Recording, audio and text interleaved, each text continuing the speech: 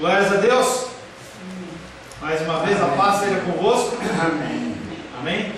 Antes de começar o nosso tema de bem-aventurados, os limpos de coração, fazer uma correção de uma coisa que eu falei, que a Rosângela me corrigiu. A cerviz dura não é testa dura.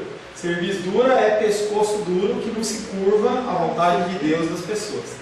Tá? E o que Não é testa dura? Testa dura, não sei. Cabeça dura? Não tem. Não tem. Na Bíblia não tem. A cerviz dura é o pescoço. A Deus, ele te dá um comando, te dá uma ordenança e você não faz assim, ó. Tá bom, Deus. Você quer continuar com a sua cabecinha altiva, narizinho empinado, entendeu? E isso é cerviz dura. Toxicólogo. Hã? Toxicólogo. Se for um torcicólogo que não permite se virar bem para a direita nem para a esquerda e você continuar o caminho reto, então é um bom torcicólogo. Estamos também, não sei se hoje vai terminar, mas nós estamos perto de terminar essa bem-aventurança. Nós estamos tratando que a bem-aventurança, que bem-aventurados os limpos de coração, porque verão a Deus. Nós temos tratado que isso é a direção de Deus. Na palavra toda, o objetivo dele é realmente nos levar ao momento em que nós estejamos perante o Senhor. Não há nada mais importante, não há nada que nós devemos almejar mais do que nós estarmos na presença de Deus. Como vai ser isso? Como que nós vamos ver a Deus? Não sei. Não sei se nós vamos ver de um jeito ou de outro. Eu sei que aqueles que são do Senhor, aqueles que têm o coração limpo, eles verão a Deus. Aqueles que outros também vão ver a Deus, mas vão ver a Deus no juízo do inferno e só vão sentir a ira vindoura dele por toda a eternidade. Falamos sobre o nosso coração. Esse coração que ele deveria ser um coração limpo, mas ele é um coração dividido. Nós temos o nosso coração que ele é dividido entre as nossas vontades, os nossos desejos, e isso como nos afasta de Deus. É aquilo que a gente estava falando antes do intervalo. Nós acabamos por priorizar as coisas que não são tão importantes assim. Um pastor, amigo meu lá de São Paulo, pastor Marlon, ele falava assim: gaste energia no que você precisa gastar energia, porque senão você fica gastando energia com coisas que são sem importância. Estou preocupado com isso, estou preocupado com aquilo, preocupado com aquilo outro, brigo por causa disso, brigo por causa daquilo outro, e às vezes quando você vai precisar agir, você não tem mais forças nenhuma, emocional e espiritual, está cansado. E às vezes um ente querido seu, ele vai compartilhar alguma coisa com você, era o momento de você ter paciência, você não tem paciência nenhuma, porque você já desgastou tanto. O coração limpo, ele é aquele coração que não está dividido. Mas como que nós podemos ter um coração não dividido em meio a relacionamentos pessoais, em meio a situações diversas que acontecem na nossa vida? Simplesmente crendo que nós somos transformados dia após dia, após dia, após dia. É aquilo que a gente falou também já. Você dá 2 passos para frente, 5 para trás, você vai lutando e você vai avançando, devagarzinho, bem devagarzinho. Isso chama-se santificação progressiva. Não é esperado que você tenha uma transformação mágica da água para o vinho. Não, você vai sendo transformado aos poucos, você realmente vê a sua condição pecadora, o seu pecado do seu coração, você vê como você é ruim, como você não reage como você deveria reagir, e essas coisas elas vão através da palavra gerando mudança e transformação no nosso coração. O objetivo inteiro do cristianismo é levar-nos a Deus. Não necessariamente você ter uma casa, não necessariamente você ter dinheiro, não necessariamente você ter saúde, apesar de que essas coisas elas fazem parte sim da nossa vida e do nosso ser. Também na semana passada nós dizemos que a dimensão espiritual, ninguém pode misturar luz com trevas. Ou você segue a Deus ou você não segue a Deus. O chamado para o cristianismo é um chamado radical, em que você não o atende de uma maneira 100% inicialmente, mas que com o caminhar dos dias, caminhar dos anos, você tem que sim abrir mão das coisas que não agradam ao Senhor. E aí nós finalizamos na semana passada, deixa eu ver isso. O que se deve entender por ver a Deus? E aí nós falamos de algumas situações, como de Moisés, que queria ver a Deus. O que mais? Nós afirmamos, há afirmações das Escrituras que parecem indicar que uma hora nós vamos ver Deus de uma forma visível, outras horas dizem que nós não vamos ver nada. E aí nós citamos algumas, eu pensei que já tinha falado, que não tinha falado isso aqui, mas ainda é revisão ainda. Nós citamos João 5,37, dizendo que o Pai que me enviou, esse mesmo me tem dado testemunho de mim, jamais tem de ouvir a sua voz, nem visto a sua forma. Ninguém ouviu a voz de Deus, nem viu a sua forma, no sentido espiritual que Jesus estava falando, no sentido de ouvir pessoalmente perante o Deus. Moisés, ele ouviu a voz de Deus, a gente ouve a voz de Deus, mas dentro desse sentido de você estar na presença divina, nos céus, ninguém teve essa oportunidade a não ser através de Cristo, a não ser Cristo, não através de Cristo. Fala, querido. Estou só aceitando isso. Porque diz aqui que Deus falou para nós. Não, querido, eu estou falando na situação de você estar no céu com o Senhor, como eu estou falando com você aqui face a face. O que as pessoas dentro da Bíblia tiveram ouvindo a voz de Deus, ouviram de uma forma, muitas vezes que eu falei para vocês, de teofania, ele manifestava através de uma sarça, através de uma coisa, ou através de não era a figura de Deus em pé, entendeu? Na frente da pessoa, não é possível isso, somente Cristo foi que teve essa condição. Foi isso que Jesus estava falando. Em João 6,46, não que alguém tenha visto a Deus, ao Pai, salvo aquele que vem de Deus. Então Jesus Cristo novamente ele fala sobre essa intimidade, sobre essa possibilidade de ter visto.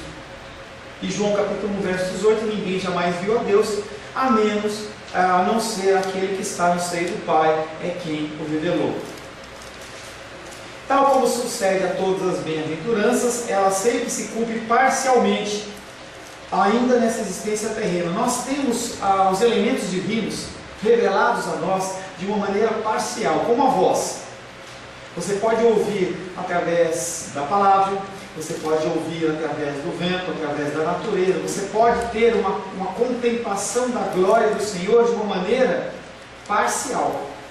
Uma maneira total, nós só veremos na glória. E ainda mesmo assim nós não sabemos como isso vai acontecer.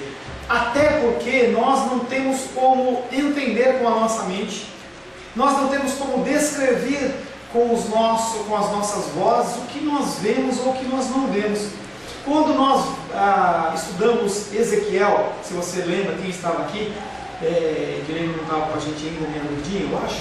E aí quando Ezequiel ele vai descrever os querubins, é uma coisa que ninguém entende nada, porque nossa mente ela é uma mente limitada.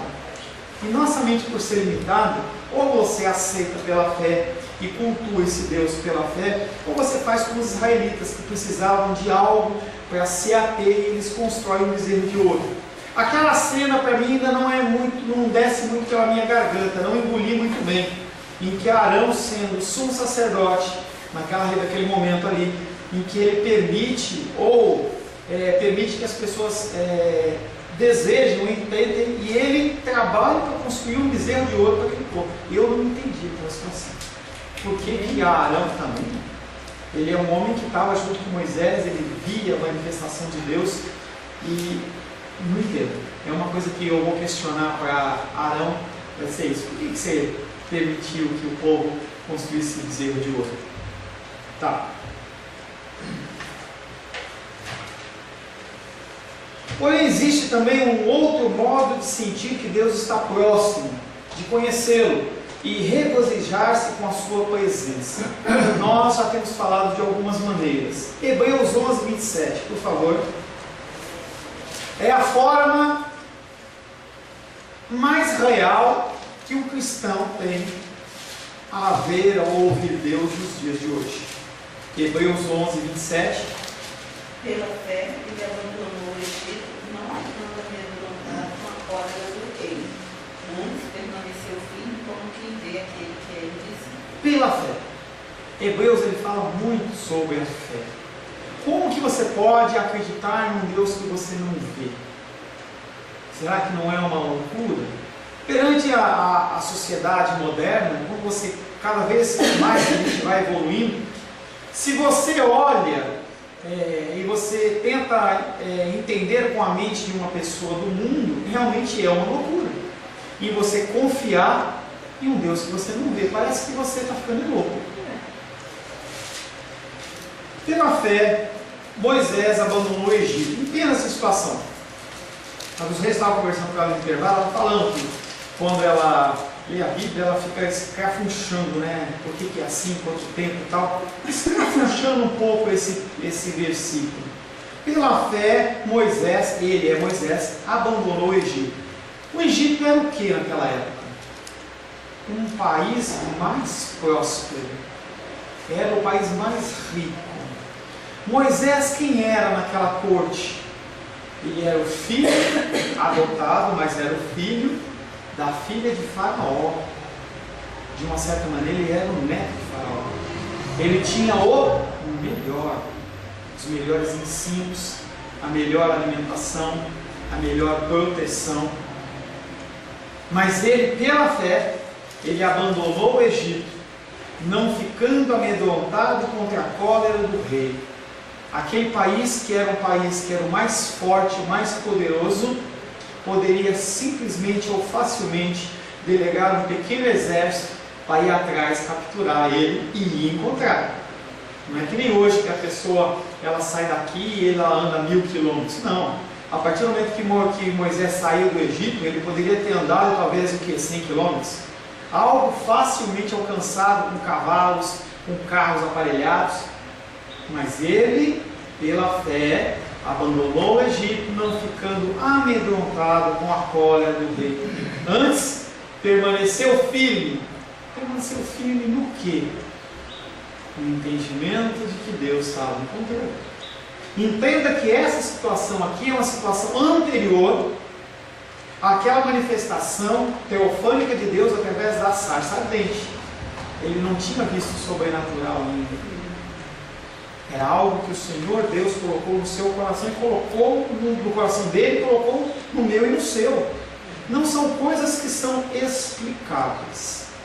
Eu sempre falo o título de um livro errado que eu vi. Eu nunca li o livro, mas eu acho tão interessante. E eu falava que era Deus, muito obrigado pelo câncer. Mas não, o título era outro. Não desperdice o seu câncer. Então, o autor, em que ele fala que a pessoa que está com dificuldade, enfermidade, ela tem que viver isso para a glória de Deus e não desperdiçar esse tempo que foi separado por Deus, para que algumas coisas elas venham a acontecer. Como Moisés, pela fé, desde agora podemos afirmar que vemos Deus mesmo com aquele que é invisível.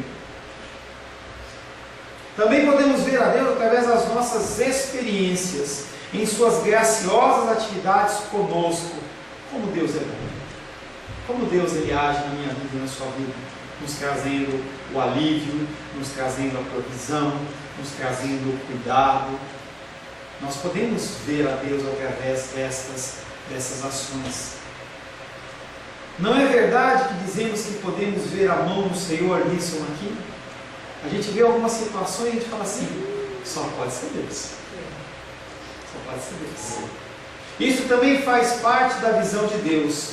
Naturalmente, porém, isso quase nada significa em comparação com aquilo que nós vamos experimentar. É como se você estivesse num grande jantar ou num grande almoço, você estivesse com muita fome e alguém trouxesse para você apenas uma pequena degustaçãozinha. Há muito mais por vir. 1 Coríntios capítulo 13, verso 12. Lendinho, por favor. 1 Coríntios capítulo 13, verso 12. 1 Coríntios? 13, 12.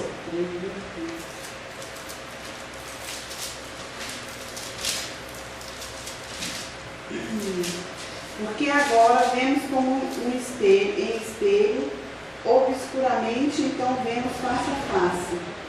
Peraí, calma. Posso pontuação. Porque agora veremos como um espelho obscuramente. Continua? Então veremos face a face. Tá. Agora conheço em parte, então conhecereis como também sou conhecido. E aí o apóstolo Paulo, nessa carta, 1 Coríntios, ele fala assim, olha, agora o reino de Deus, a figura divina, a gente vê como se estivesse olhando para um espelho, mas um espelho meio embaçado. Sabe quando você pega, em especial quem usa óculos, eu não uso ainda, não preciso, tá? Desculpa. Mas às vezes você pega o óculos para usar e aí ele está meio embaçado, ele tem uma sujeira, uma coisa. Eu vejo isso no óculos de sol. Às vezes você vê uma mancha, aí vai fazer o feijão, cai o feijão em cima. Nós vemos a Deus e as manifestações divinas de uma forma obscurecida e embaçada. Mas vai haver um momento em que nós vamos ver o Senhor face a face. Por enquanto vemos de uma maneira como nunca vimos antes. Mas tudo ainda é para nós um profundo enigma. Todavia chegará o tempo em que veremos essas realidades face a face. 1 João capítulo 3, verso 2. Por favor, tia. 1 João capítulo 3, verso 2.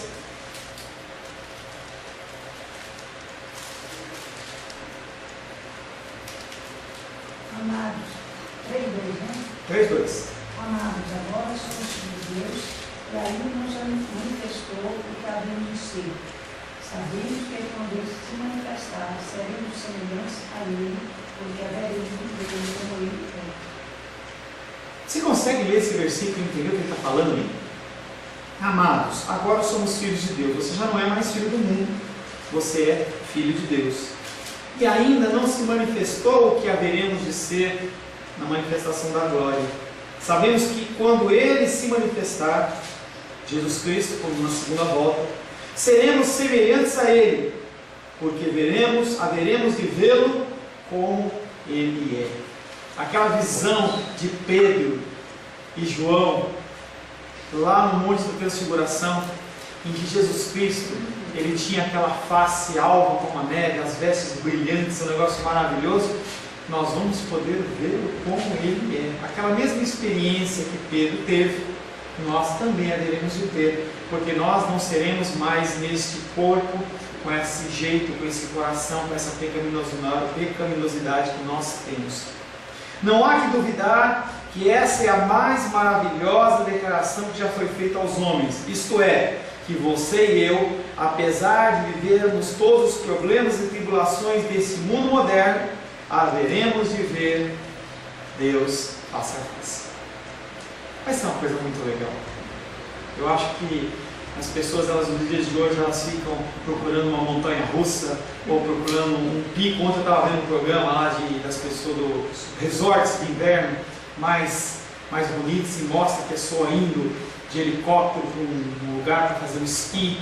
E aí chegou um gringo lá com o brasileiro e falou assim, e ela falou para ele assim, olha, como é lindo e maravilhoso. Ele falou assim, poxa, é muito lindo e tal. Isso não é nada perante ver Deus face a face.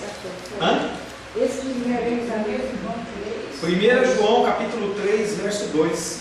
Amados, agora somos filhos de Deus e ainda não se manifestou o que haveremos de ser. Sabemos que, quando Ele se manifestar, seremos semelhantes a Ele, porque haveremos de vê-lo como Ele é. Mas aqui está falando de Jesus, né? Sim, Jesus é Deus, mas Jesus é Deus. Aí não tem divisão, entendeu? Não tem. Não há que duvidar que essa é a mais maravilhosa declaração que já foi feita para os homens.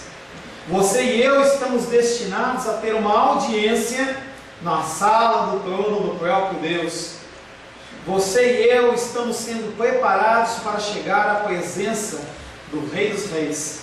Você acredita nisso? Você sabe que isso já está acontecendo na sua vida? Essa mudança, essa transformação é um processo. Você já tomou consciência de que se aproxima o dia em que você verá Deus face a face? Está chegando. É como se você tivesse, as crianças, elas ficam naquela expectativa. Eu vejo a Luísa, não deve ser diferente com vocês como crianças e os nossos filhos, quando vai chegando o aniversário, quando vai chegando uma data comemorativa, vai chegando as férias, naquela expectativa. Você já tomou consciência de que se aproxima o dia em que você verá o Deus bendito face a face? Será que as dores e as dificuldades que nós passamos, elas podem ser mensuradas em relação a esse momento, um momento que vai durar toda uma eternidade? Não por meio de algum espelho obscuramente, mas face a face. Por certo, no momento em que nos conscientizarmos disso, tudo mais perderá a sua importância, ficando reduzido à sua insignificância. E aí voltando ao exemplo das crianças. Quando vai ter um aniversário, quando vai ter um passeio, a gente acompanha minha filha. Ela nem dorme à noite. Que dormir, né? A importância do que vai acontecer, a expectativa do que vai acontecer, ela é muito maior do que cansaço. E aí você chama as crianças para fazer qualquer coisa. Não dá, estou cansado. Vai tirar a louça? Daqui a pouco, estou indo. Fala que vai passear, dá aquele pulo, puf. Você tem uma expectativa. Essa expectativa tem que reger a minha vida, tem que reger a sua vida. Você e eu desfrutaremos da presença de Deus e passaremos a eternidade diante da sua glória. Basta-nos ler o livro de Apocalipse e dar ouvidos aos remidos do Senhor, enquanto eles o louvam e lhe tributam glória. Essa bênção é enormemente maior, ultrapassando todo o alcance da nossa imaginação. Ora, esse é o nosso destino. Os limpos de coração verão a Deus. Nada menos do que isso. Quão tolos somos quando furtamos de nós mesmos essas glórias, nos preocupando com as coisas passageiras. A gente se preocupa com tanta coisa passageira e a gente deixa de viver com intensidade na terra o que o Senhor já tem para a gente derramado. Algo que vai ser multiplicado de uma maneira que a gente não pode medir, mas que hoje nós já podemos viver parte disso e transmitir a outras pessoas. Colossenses capítulo 3, verso 2 e 3, por favor.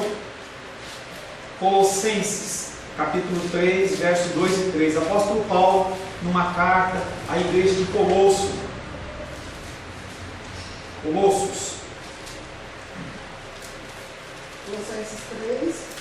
3, versos 2 e 3.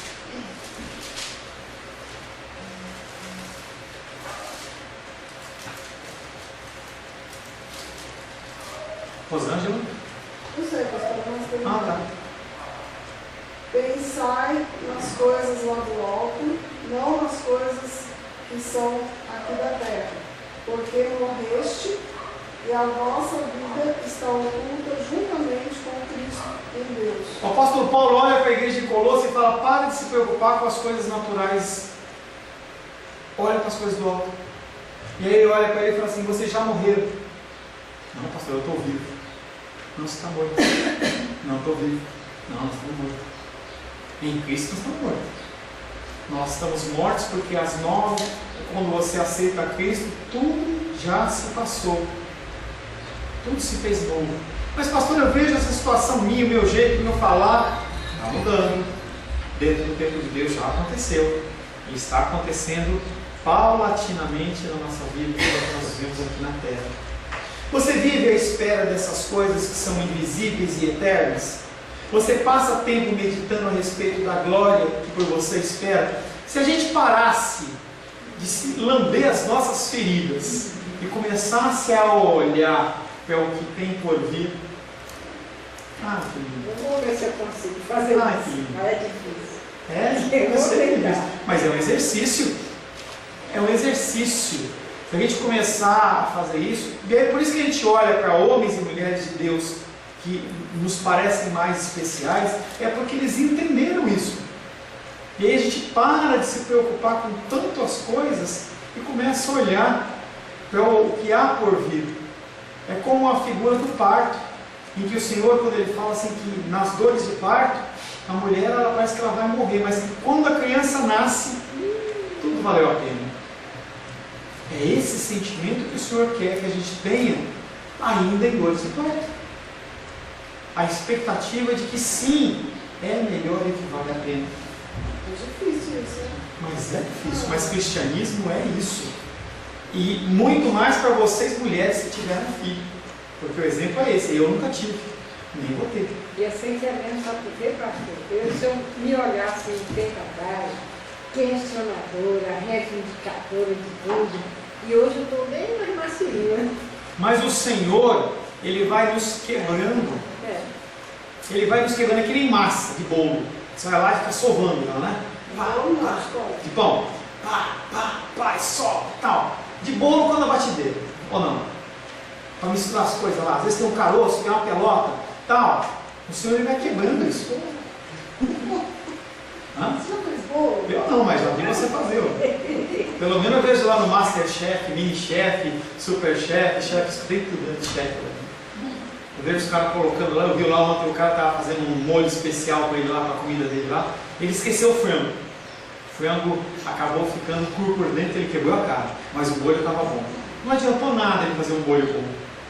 Mas o molho, eu vi ele lá, colocou uma coisa, colocou outra, e aí enquanto batia naquele liquidificador lá, você via que tinha umas partes lá, e o chefe lá, o que estava lá, assim, não, aqui eu posso perceber que isso aqui, você esqueceu de tirar isso, ficou mais durinho, assim, assado. Deus, Ele não deixa nada durinho, Ele deixa tudo homogêneo, Ele vai nos amassando, e nos fala que, e se não amassar, Ele quebra, porque é como um vaso, o vaso do oleiro, Ele quebra mesmo.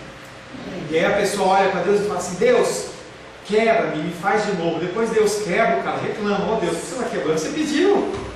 Eu só atendendo a seu pedido. Se dissermos sim a uma dessas afirmações, se você vive à espera, se você passa algum tempo meditando sobre a glória, a nossa maior preocupação nessa vida deveria ser possuir um coração limpo. Como é que os nossos corações podem ficar limpos? Compro um Limpol, compro uma água sanitária. Temos aqui novamente um profundo tema que vem ocupando a mente dos santos através dos séculos. Há duas opiniões principais a respeito disso. Tem uma certa e uma errada. A primeira, alguns dizem que para que você possa ser uma pessoa limpa de coração, você tem que se tornar um monge. Você tem que sair do mundo. Dizem eles, esse é um empreendimento, um trabalho de tempo integral. Se eu tiver que possuir um coração limpo, não me restará tempo nenhum para qualquer outra coisa. Aí reside a inteira ideia do monasticismo, que é inteiramente antibíblica. Deus, Ele não quer que você saia do mundo fisicamente. Ele quer que você saia do mundo de uma forma espiritual. Eu vivo como pecador e não me contamino com as suas ações. Jesus Cristo, quando questionado, Ele fala, eu vim para os doentes e não para os sãos. Todo mundo está doente, não tem como. E mesmo que você se enterre numa caverna e vive sozinho, você está agindo de uma maneira egoísta. É duro? Esse conceito inexiste nas páginas do Novo Testamento, porque é algo que nem eu, nem você, nem ninguém jamais poderá concretizar. Todos os esforços desse tipo procuram atingir uma autopurificação, e nós temos falado bem-aventurança por bem-aventurança, que eu, pastor, você presbítero, você líder de mulheres, você ovelha, o que quer que seja, você não consegue atingir esse grau de maturidade que nos é exigido pelas nossas próprias forças. Nós precisamos de Deus. Por mais que você tente, por mais que você intente, por mais que você se rodeie de livros, por mais que você estude, se Deus Ele não te der o entendimento, você não vai passar de um sepulcro caiado. É religioso.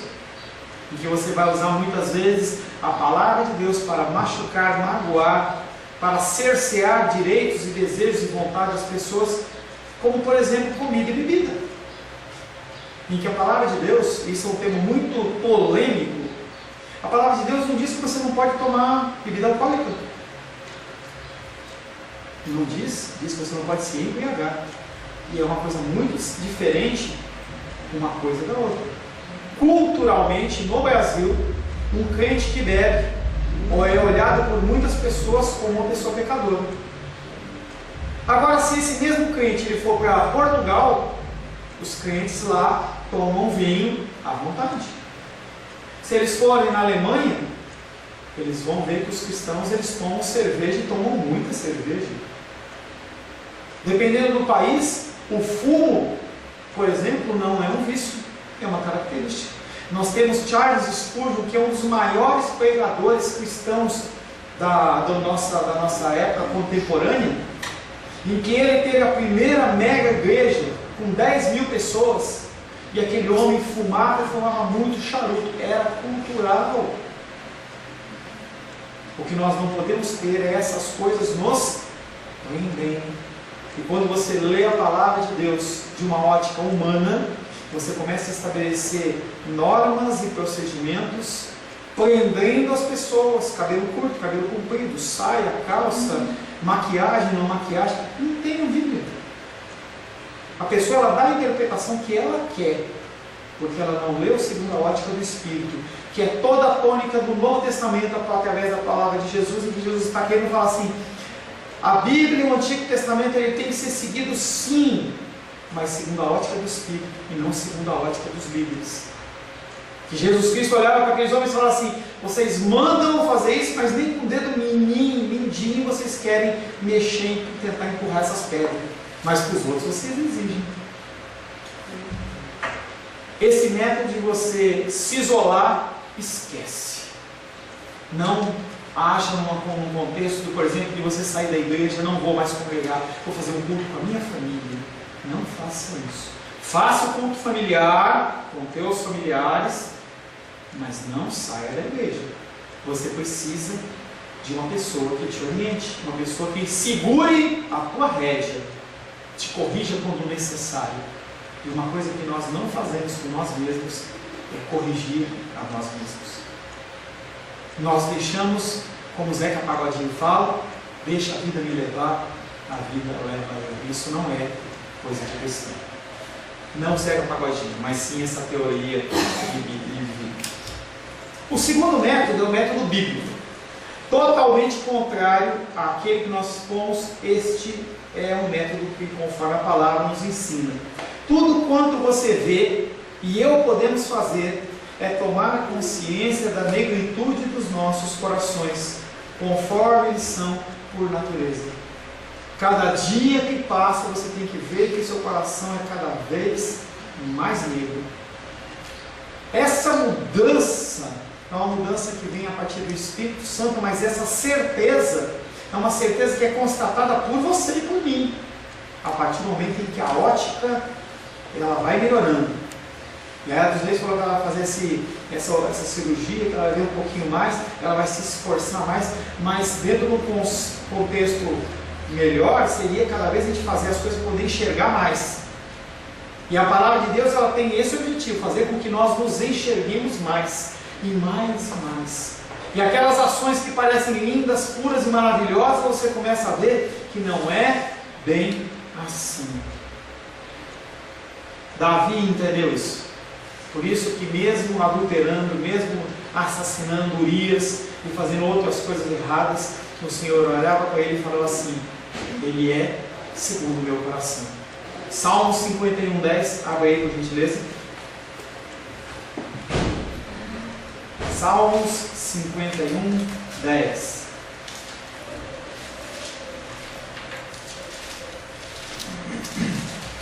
Eu vou ler.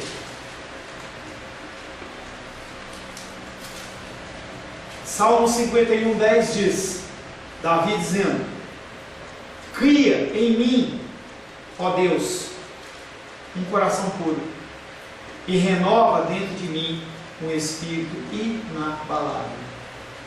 Davi ele olhava para a sua vida, para as coisas que ele falava, pelo seu proceder perante a benignidade de Deus, e ele fala para Deus: cria em mim, ó Deus, um coração puro.